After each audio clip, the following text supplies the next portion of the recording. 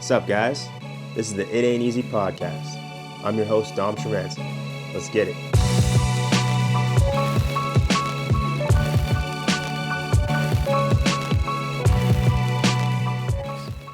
Here today with my guy, Shomari Williams. Shomari Williams was a football athlete at the University of Houston in the NCAA. He then went on to play for Queens, where he won a Vanier Cup, Mitchell Bowl MVP, and a first-round draft pick with the Saskatchewan Roughriders. Multiple years in the CFL, and he's now the recruiting coordinator for UBC. Shomari, what's up, man? What's up, man? Thanks so much for having me. It's good to chop it up. Yeah, no, I'm really excited to have you here. First of a kind kind of athlete on the podcast, has professional experience, and now you're giving back to the youth at the highest level. You know, I think one of the best experiences I've ever had was that grade 11, grade 12. Mostly a basketball guy, starting to take the football stuff seriously and getting calls from people such as yourself, those recruiting coordinators saying, hey, we like your athleticism, we see that you're raw, but we're really excited, and this is like the University of British Columbia, this is the University of Queens. It's a special moment. So I'm really excited to just kind of, learn about like how you got to that place. Obviously, football has been like a big part of your life for a really long time now. It is your day to day. When did that start for you? At what age did you kind of start thinking, football's pretty cool, I like this stuff, I think Sorry, before you answer, you guys, one of the phones was on vibrate, so I'm pretty sure those were on silent, and yeah. Maybe just just do the last part of the question again, just kind of what age were you at, and then I go from there. Thanks, guys. Yeah, let's do it. These mics are really good. You can't hear my... Crystal clear. Pick up everything. Almost too good. All right, we're good to go? Yep. Okay.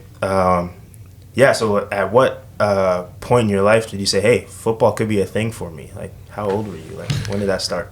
It's crazy. I never even really played tackle football, but in grade 8, that's when I kind of set myself to say, like, I think I'm going to try football and then see if I can take it as far as I go. And I hadn't even played yet, but I had a coach in middle school who kind of told me, like, hey, you could be really good in football. And so he kind of planted the seed. And then in grade 9, when I first played that first year in football, my high school football coach, he told me he told me as well, like, you can, after now I played, he's like, you could take this far. And I kind of made a commitment to myself that, this is what I wanted to try to do, and I wanted to take it as far as I could go. So probably, what are you, 13 then? 13 to 14? Something like that. Yeah. 13, 14. Cool. And so, there's a journey from grade 8 to a point where, scouts are starting to call you. And I'm sure you had a lot of calls. You're in Ontario. You had a lot of calls all over Canada and some from the United States. At what point did you realize, I'm like that? I don't know if I ever realized I was like it. Probably not even in high school, because so all throughout high school, like when I made that commitment that I want to take football as far as I could go, like I kind of dedicated everything I had to trying to being a football player, right? So woke up early, worked out, went to camps, did all those things, and like a lot of schools in Canada wanted me, but I really wanted that Division I kind of dream. That was where my mind was kind of set at, and I would so at the end of high school, I think I had a Division II offer, but I really wanted to kind of get a Division I offer, and I had actually, crazy stories, I had actually committed to UBC. So in my grade 12 year, I committed to UBC, and I committed, and I committed, signed up, got into school, everything, and all I had to do, I even picked my classes for first semester, and all I had to do was like buy my plane ticket to go. And I remember like one of my high school basketball coach, he told me, like, man, you work so hard to get a scholarship. Like, why are you going to settle on UBC? And it's not even so much settling, but he's like, you work so hard to try to get this Division I scholarship. And I had an opportunity to go to school in Quebec. And so I just thought about it, like, man, like I worked so hard to try to get this Division I scholarship, it never really came to it. And I just told my mom, like, hey, man, Mom, I'm going to go to Quebec and try to get this scholarship. And I went to Quebec, and I played in CEGEP. So I played a year of CEGEP, and then that's when, like, university started calling, but even just that grind of playing in CEGEP. So when I was there, like, even more focused now on just trying to go Division I. So I used to every night I used to. It's crazy because my high school in high school you started. You had to double copy VHS tapes. So I had to double VHS tapes, and then in CJEP now I had to learn how to burn DVDs. So I would burn DVDs overnight. And if you remember when burning DVDs first came out, it used to take hours to do. Yeah. So in the night, I would wake up like every 3 hours, put in a new DVD, burn another copy, and I would have like 4 or 5 for the next morning. Go to the post office, mail them out to every single Division I school. And then I called every single Division I school after like 2 weeks. Hey, did you get my film? Did you watch it? Do you want to offer? No. And got so many no's. And the University of Houston was the first school to hit me back, saw my tape, like what I could do, and I had to go back another semester, played another semester of football, and then ended up getting a scholarship like late December, committed late December, and then started school like 2 weeks later. So it was just, I don't think it was ever a point for me to say, like, I always knew I was good, but I needed that validation of getting that first Division I offer, right, to kind of really, okay, I made it, or I was just hungry that whole time to try to get that Division I offer. Got you. And so I think I understand a little bit about like the CJEP. It's the kind of Canadian JUCO, essentially. So in Quebec, you have an opportunity. I think is it grade 11 that you leave high school in Quebec, and you go from like a year 1 in CJEP up to a year 3, maybe 2, and if you're there, it's a great sports option for people looking to go Division I. It gives you that couple years of development at a slightly higher level than high school, and you just another opportunity to showcase your film against better talent and more comparable to that like D1 athlete. So it gives you a better opportunity there. Yeah, and that's kind of what it is, right? The competition level super high. You're watching film, you're studying film. You got way better coaching than you would in high school. So it's really kind of like our JUCO system. It's Quebec really has a good football system set up there. So like shout out to CJ, man. That's like probably some of the best high school football that you can play in Canada, pre-university football that you can play in Canada. Yeah. And so like, let's speak on that a little bit. Like just in terms of the difference between playing like grassroots, but even high school football, like Canada versus the United States. Like, what do you think are like the biggest differences there? I think just playing in the NCAA, getting that scholarship, and I think the biggest difference is everybody that you play against is the best player on their team, or was the best player on the team, was the best athlete on their team, was athlete of the year. So just that level of competition is just a lot higher. And what I used to always say is like, because I came back, right? So I had got a scholarship. I graduated in 3 years at University of Houston. And then I came back and I went to Queen's University, and just my experience there, just learning the difference between the two things, or the two different NCAA and CIS. And what I would always say is, like, in the NCAA, you have to get better, because every day you're going against somebody that's just that good, or somebody that's better than you. So that's that level of competition is going to be that much harder. Yeah. And I think in youth sports, what I used to always say is, like, you get better because you want to, right? So the depth isn't as deep as it is in the NCAA, but so you have to kind of push yourself a little bit more. If you want to work on your craft, you want to be the best, you got to push yourself. So it's like you'll be as good as you want to be in youth sports. In the NCAA, you'll just get better naturally because you're just going against such superior competition. If that kind of makes sense. Yeah, like here you have to kind of set the bar for yourself. Whereas like in the NCAA, the bar is set by the people around you even. Because there's such a high level of competition. If you start slacking, somebody else is putting in the work, and they're on your team in your exact position.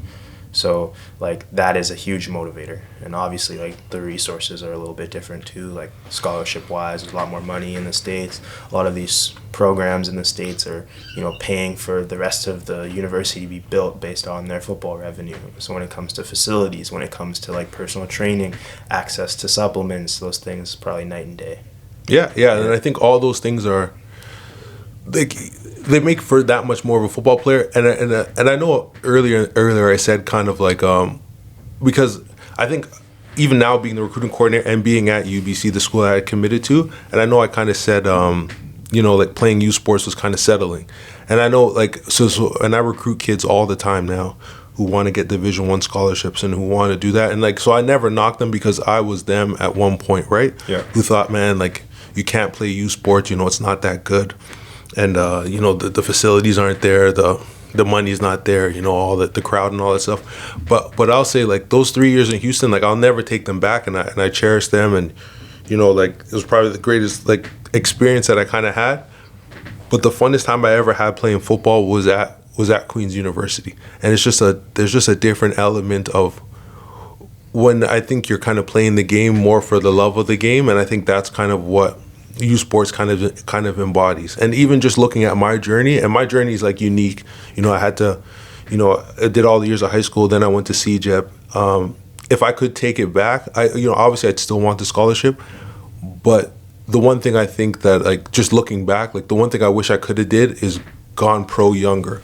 So I wish I didn't have chased that NCAA dream for so long, because you just want to get pro younger, right? If I was pro, I was 24 when I got to the pros, or maybe even 25, like, and if I had got there when I was 21, I that's just that much more contracts, right? Mm-hmm. So I think I never, because I never want to knock kids for doing it, but I think when if it depends on what your goal is. If your goal is to play in the NCAA, hey, chase that dream for as long as you can. And I think probably when I was growing up, that was my dream. I never really thought about playing pro.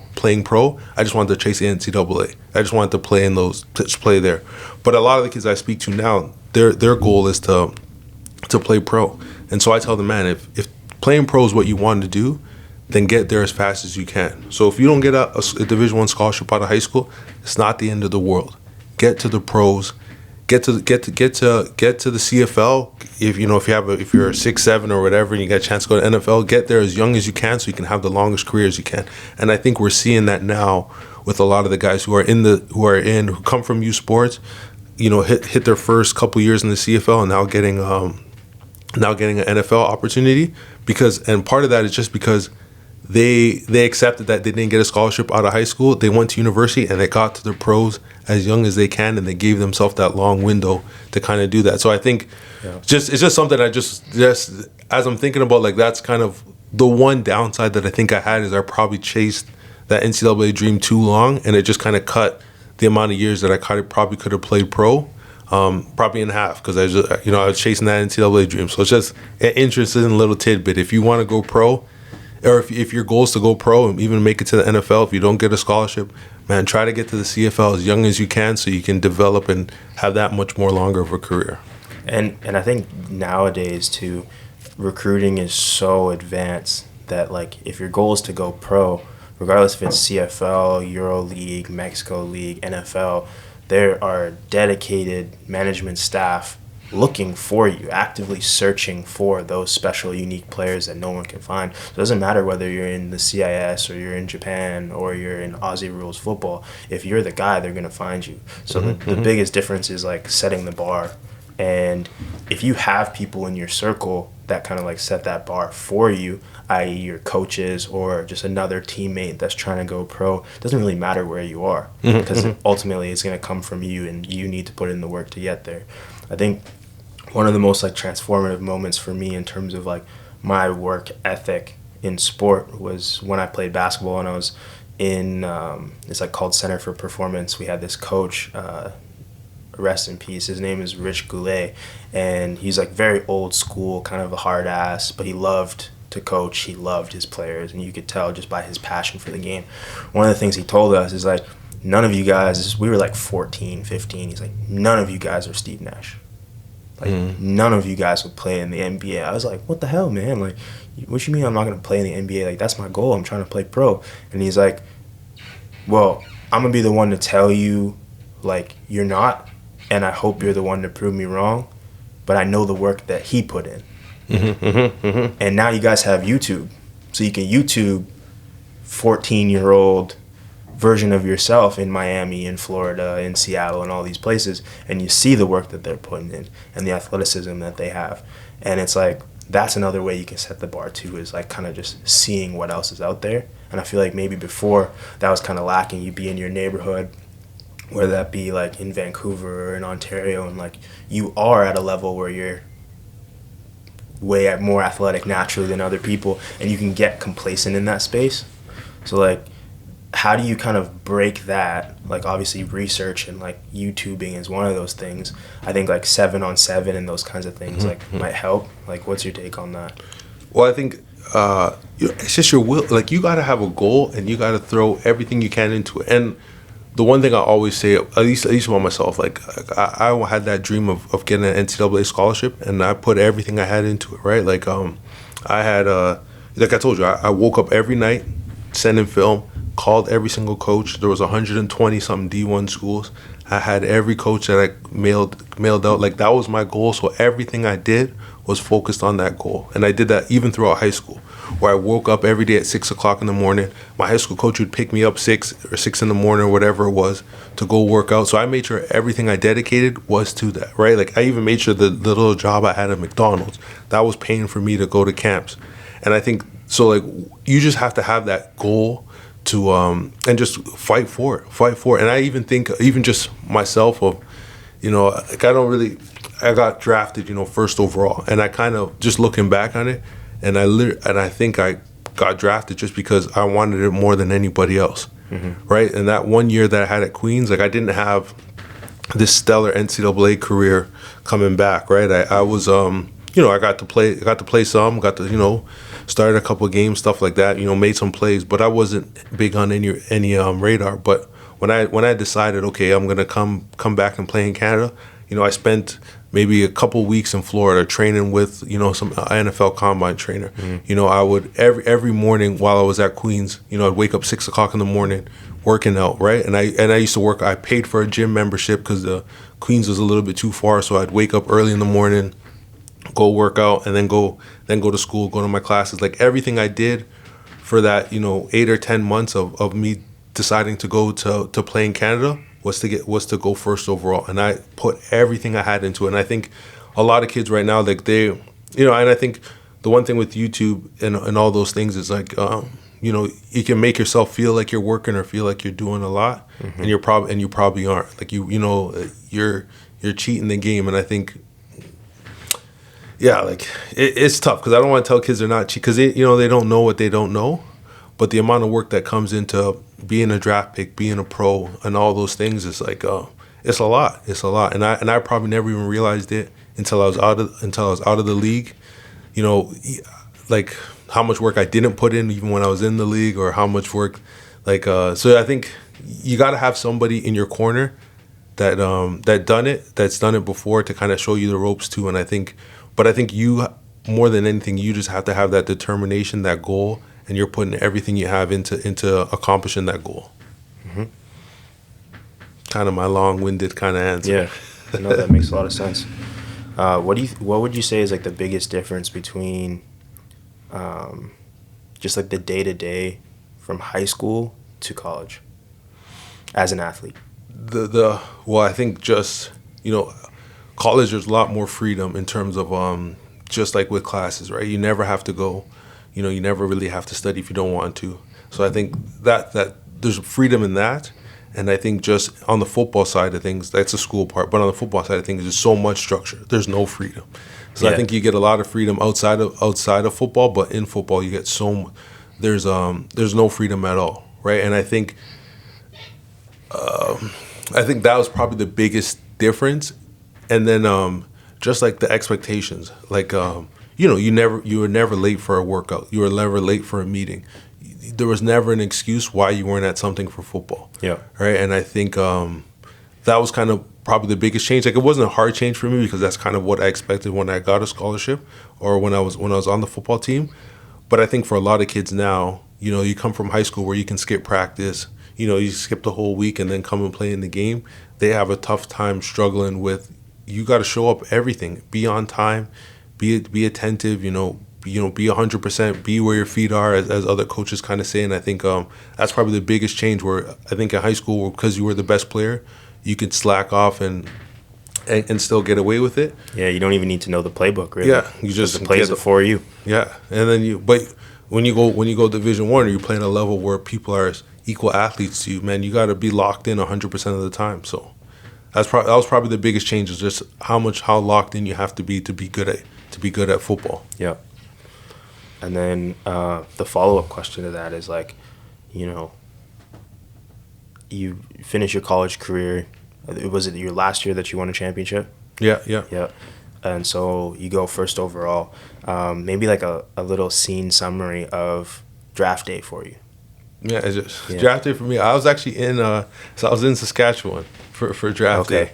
And I remember just watching it on, like, I was in the GM's office, so I was in Brandon Taman's office. I think I don't think BT was there, though. I think. So you already knew? I already knew. I had already known. They had flew me down. I had already known.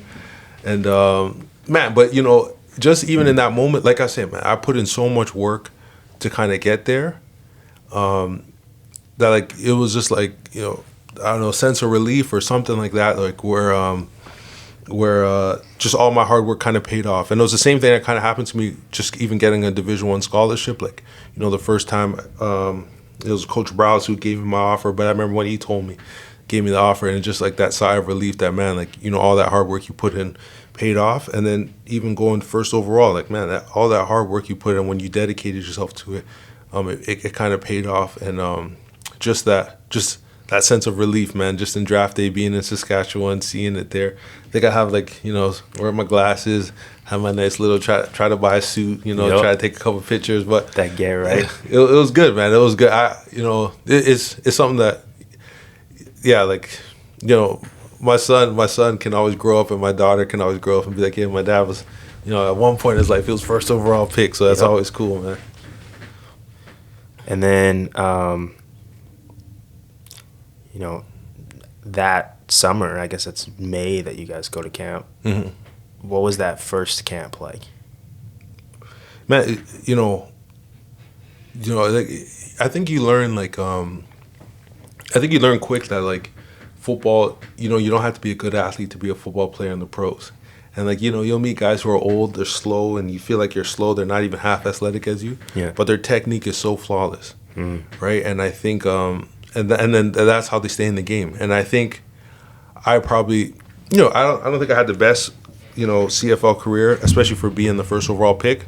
It is what it is. But I think one of the things that, looking back, like, I wish I just kind of understood and learned more, or just kind of understood, is, like, how much you had to really work on your craft to be good. Yeah. Right. And I think, sometimes people just think because they're good athletes, and I thought I was a decent athlete, that it would come to you. But, man, like, there's so much technique into being a pass rusher, into, being a linebacker, that I never think I took the time to kind of really learn or understand her. And I think for me, it was probably, I didn't know what I didn't know, even though I knew great players in front of me and I would talk to them, but I never really truly understood just how good, like, how much you had to put into your craft to be good at it. And that's the one thing I always think I wish I could take back about even my career, is just, and that's one thing I try to teach all my players, man. You got to be technicians to be good at this game. Because as soon as your athleticism dips, it's guys who have the great technique that are going to be there that are going to be there the longest, or that can sustain themselves. So and I think that's what I kind of learned, even just that first camp. Like, man, like, how are these guys even around? But, man, their technique was good. I couldn't beat them, right? Yeah. Like, you had these old tackles. Like Dan Goodspeed was one of the guys I used to go against all the time, and, like, I couldn't beat him. But then, I remember maybe later on that year, he told me, like, I had a whole book on you. I knew what you were going to do when you're tired. I knew what you were going to try to do, all these stuff. And he had all these pages on me. And I was student of the game. And I was just sitting there like, man, like, that's a lot of work. Like, I don't know why you did all that. Like, but really, I should have been doing the same thing on offensive tackles, right? I should have been sitting there studying them, understanding the game, and taking that time to kind of really learn, really have mastered my craft. And, I never did it. Never did it. And that's why I probably didn't have the longest career. But yeah. It's interesting. Like, I had a similar experience, like, when I first got to camp, is like that revelation that, and it's kind of an interesting twist to, like, the experience you have, like, in the combine. It's all based on, like, your athleticism. So, like, how fast do you run? How high do you jump? Like, what are your special teams, like, one-on-ones look like, and all these things. And then you get to camp, and it's like, none of that shit matters. Yeah, I came in thinking, like, every interview I had, they're talking about my 40 time, and I don't know if you're fast enough to do this and that. And then I get there, and I'm running, like, conditioning drills, and I'm smoking guys, and they're just chilling, and they're like, bro, like, we get it. You're fast. It's like, I didn't think I was going to be fast, though. Like they made it seem like you had to be this, like, next level speed when really exactly what you're saying. It's like, it's technique. And that's the one thing that hit me hard when I got to camp was, like, my technique got crushed and roasted, and all these American DBs and corners looking at you like, oh, here's another Canadian player. It's not about your athleticism. It's about, like, at the grassroots, these kids are taught how to backpedal. So it's in their muscle memory from time. And unfortunately, like, the coaching and the development in the Canadian game has gotten a lot better from, like, grassroots all the way to college, but we're still a little bit behind in terms of how much we focus on, like, things like technique. And so that technician thing, there's a huge learning curve that way from, like, coming from the CIS into, like, the pros compared to, like, the NCAA athlete or the USFL, XFL athlete that comes to CFL. They're a little bit more primed for that. But it was shocking, to your point, to see, like, the old heads and, like, guys like Nick Lewis, and their habits, like, off the field. I'm thinking, okay, we're all pros. Like, we have to be clean eating, like, going to bed early and doing all these things. And I remember the first 3 days, like, I'd be, like, going to bed at, like, 10. I'm like, fuck, we got to get up at 6. But I could still hear the music, like, in the house lounge, like, bumping. Like, mans are watching, like, NBA playoffs till 10 p.m. at night. I'm like, bro, this is week 3. We've been waking up at 4 a.m. every morning. But, yeah, it's just, it's interesting to know, like, it really is about technique. And to that point, like, for the people looking to play pro, if you want to play long, like, it's about, like, learning to master your craft. Because when the speed and the stuff that got you there, your raw athleticism starts to decline, your technique needs to increase to be the same value. Yeah. Right? Yeah, that's that's it right there, man. Yeah. And you see it even in other sports too, like in almost every sport in the pro level. Like, I always think of like Kevin Love. Like, Kevin Love, like, not a good athlete, like, not a superior athlete, but I think he can play forever in the NBA. Yeah. Because, man, he can box you out, he can rebound, he can shoot, like a Tim Duncan, right? Like, fundamentals and just being good at your craft or good at your technique, that'll take you longer than athleticism will ever take you, because you're always going to get older, right? One thing football's going to take a lot from you. It could take your knee, you could have come back from an ACL, all those things, but if your technique is on point, you can maximize that career for a long time. Yep.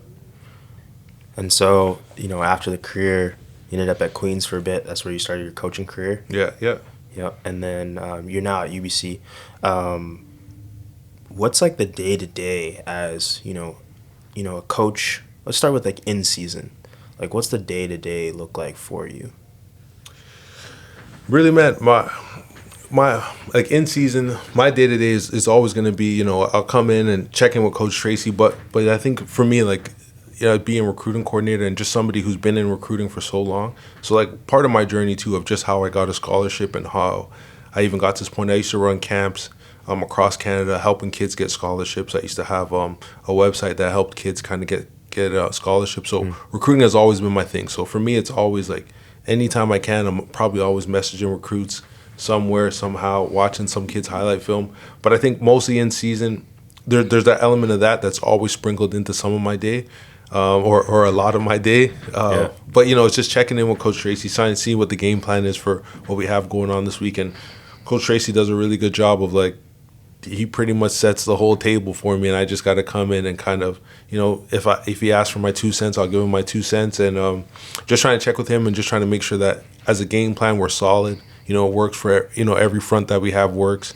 The coverages that we have, those kind of work, and I won't even say I double check his work, but I just kind of just throw my input in on his work. And it's, I think there's a lot of, in coaching, there's a lot of, like, the little tedious activities of, drawing up cards and coming up with plays and, structuring your practice and all those little things. But that's kind of, my days are kind of mostly like that. And then there's just sprinkled in a whole bunch of, little meetings talking about recruits, who we need, who's on the roster. And then I think just meeting with some of the guys on the team, right, who need extra help. Who might be need extra help with what's going on in the playbook, might need extra help in life, and just kind of managing your roster there and just going over even last week's practice. So I know that's kind of a mismatch of everything, but I wouldn't say my days, like, probably got to get better at it, but it's not, like, structured in that sense.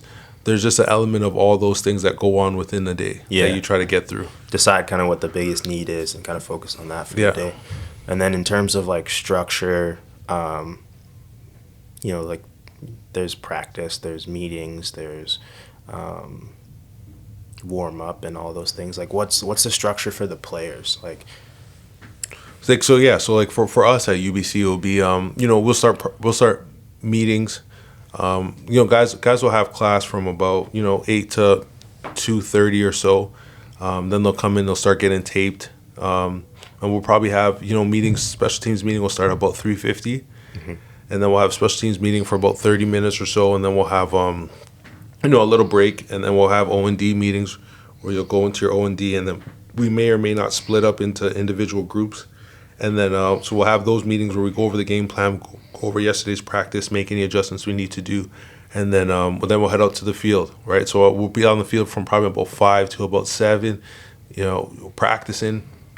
And then you know, we try to get them off the field by like 7:30 at the latest, right?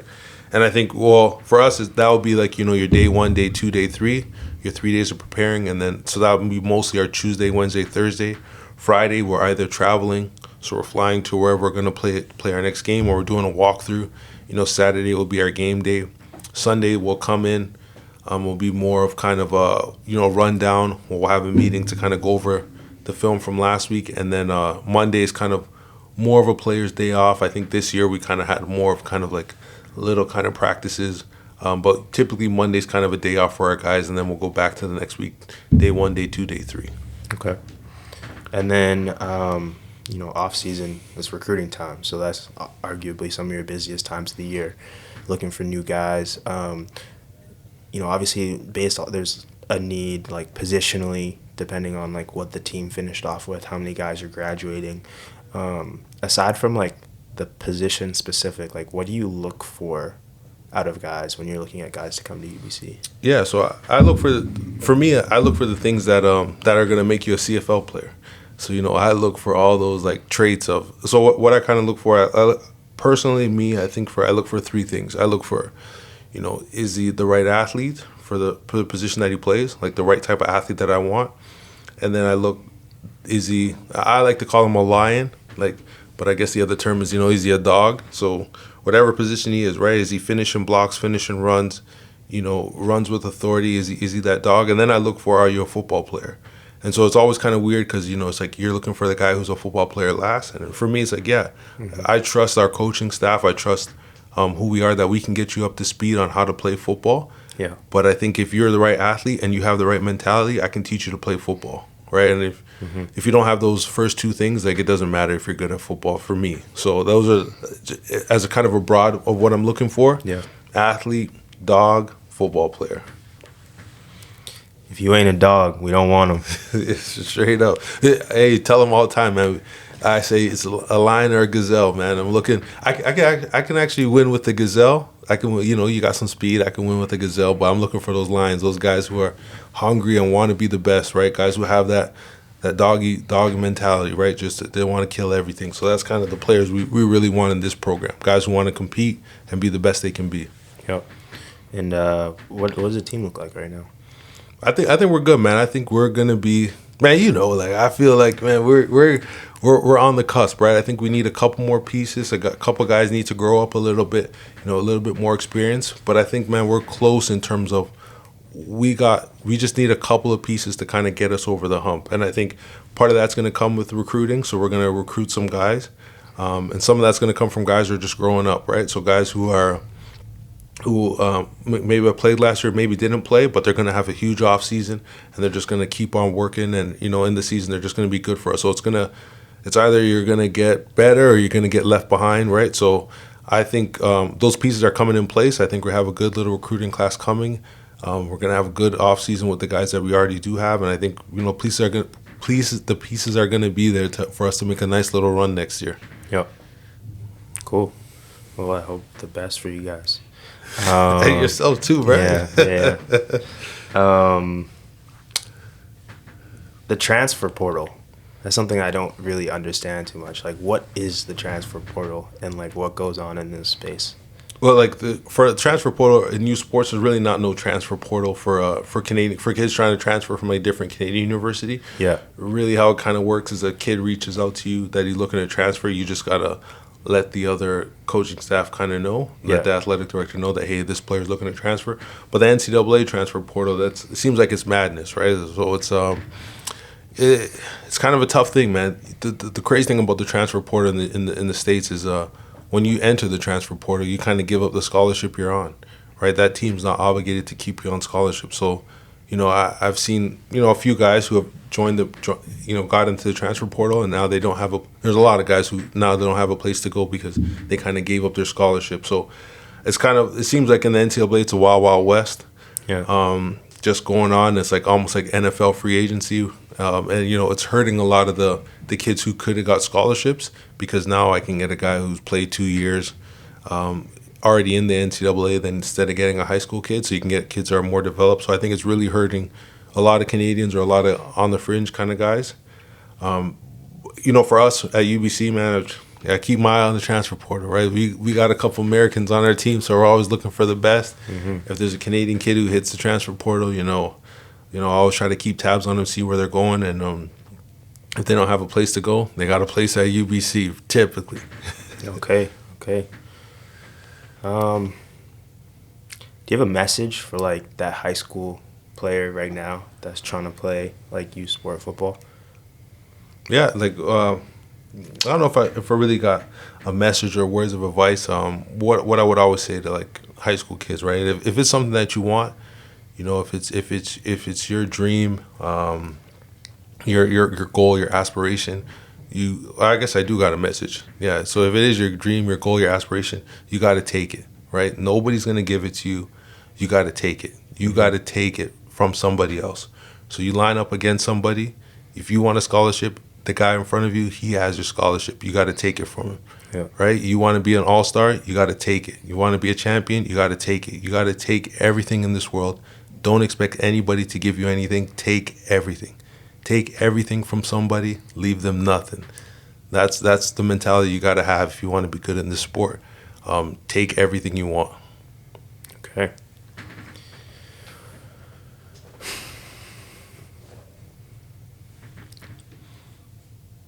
Just in terms of like daily habits for you. So, it's a question I've been asking a lot of people without being incredibly intrusive. Like, what are some things in your house that you wouldn't find in other people's? In my house, jeez. Well, I don't know. I got kids now, so I got a ton of. My son, he's got a ton of Godzillas. And so I know probably know every Godzilla character from every movie, and I probably got every little figurine that's out there. Cool. From Godzilla. So that's kind of what, just growing up, and now you have kids, and your house ends up being your kid's house. So Watch your toes. Yeah, I got a lot of toes. Got to watch and walking downstairs, and now I got a daughter who's running around too. So I wouldn't say there's anything super special in my house. Like for me personally, that's different than anybody else. But I'd say my son has a good fixation on Godzilla. So I got tons and tons and tons of Godzilla toys in my house. Okay. That's a good lead up to the next question is, if you could live in any movie, what movie would it be and why? Shoot, that's a good one. Hey, that's almost like a little check-in question. Yeah, you gotta let me know before so I can think of my movie. Yeah. I don't know if there's. What movie would I want? What character would I? You know what I always respect and love, and it's like, I know it's gonna kind of be the cliche answer, but I can respect Wakanda and living in Wakanda. Like I can respect that. Being T'Challa, being a Black Panther, being a superhero. That would be. I think I'm a big Marvel person. Spider-Man. Excellence. That Black excellence. So I can be a Spider-Man. I can be a Black Panther. I can be the Winston Duke character? What's his name? M'Baku. I could be a character in there. I can even be a Killmonger. So I think being a character in there, or just living in Wakanda as a citizen, just being a soldier. I could do that, man. That would be something that I think would be pretty tight. That's cool. Yeah. The last question is just about like kind of goals. Like what is something that is on the front of your mind that like you're looking to achieve in the near future? I think just for me it's I think just being in coaching, and I think just being a coach and just seeing the kids that that I recruit, the opportunity I get to recruit kids that look like me, give them opportunity just to play university, and I just want to see like those kids succeed. So those kids graduate, help those kids win a championship, and those kids be something that they probably never thought they could be. I think about just myself, right? Just somebody who just wanted a scholarship, never really thought about what I wanted to do after life. I just kind of wanted a scholarship. And we get a lot of kids who they just want to play football, right? Kind of like me. They don't really know what they want to do outside of life. And I think helping them reach that journey of like now they can figure out they can be whatever they want to be or they can become something. I think even more important than winning a championship, that's kind of something that I really kind of cherish. So I'm excited about the next 5 years for these kids, 4 or 5 years, seeing who they can become, seeing, what they can kind of accomplish. A championship will be in there with them, but I think more importantly, just, making them be better men, better husbands, better brothers, just better citizens. I think that's kind of what my big goal is promote more Black excellence. Okay, I got you. Well, man, it's been great to have you on the podcast. Thanks for coming by. Go UBC. And to all the young recruits watching this, hope you have some new information. We went in depth, talking about the transfer portal, talking about what it takes to get to that next level and the level after that. So I think that's super valuable. Appreciate having you on. Appreciate it, man. Appreciate having me on anytime, man. You take it easy.